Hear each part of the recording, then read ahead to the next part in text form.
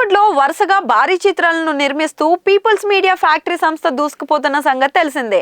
ప్రస్తుతం pan India star Prabhas తో Raja Saab, Bollywood star hero Sunny Deol తో జౌత్ వంటి భారీ చిత్రాలు నిర్మిస్తున్న ఈ సంస్థ ఇతర హీరోలతోనూ సినిమాలు నిర్మిస్తోంది. ప్రస్తుతం ఇవన్నీ సెట్స్ పైనే ఉన్నాయి.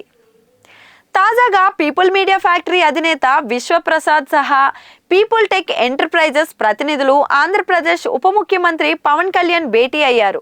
పీపుల్ టెక్ ఎంటర్ప్రైజెస్ సంస్థ ఓర్వకల్లు దగ్గర 1200 ఎకరాల్లో ఎలక్ట్రిక్ వెహికల్ పార్కు నెలకొల్పేందుకు ఆంధ్రప్రదేశ్ ప్రభుత్వంతో ఎంఓఈ అయితే కుదుర్చుకుంది. ఇందుకు సంబంధించిన వివరాలను people tech group CEO Vishwaprasad అయితే అందించారు.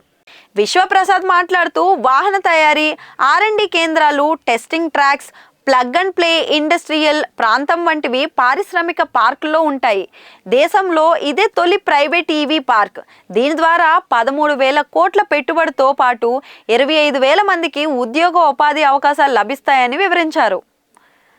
పవన్ కళ్యాణ్ స్పందిస్తూ కర్నూలు జిల్లా ఓర్వకల్లు దగ్గర ఎలక్ట్రిక్ వెహికల్ పార్క్ ఏర్పాటు కానుండడం ఆహ్వానించదగ్గ పరిణామం. రాష్ట్ర పారిశ్రామిక అభివృద్ధికి ఇదొక మైలురాయి అని అన్నారు. కాలుష్యాన్ని గణనీయంగా తగ్గించడంపై ప్రధానమంత్రి నరేంద్ర మోదీ దృష్టి పెట్టారు.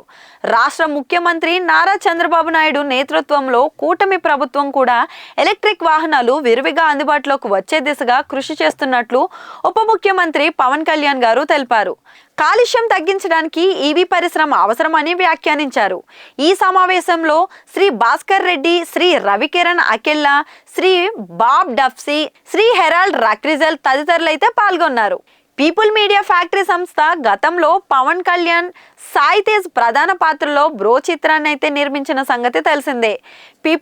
పీపుల్ మీడియా ఫ్యాక్టరీ సంస్థల అధినేత విశ్వప్రసాద్ తెలుగుదేశం నాయకుడు, మాజీ ఎంపీ టీజీ వెంకటేష్ కి బంధువు.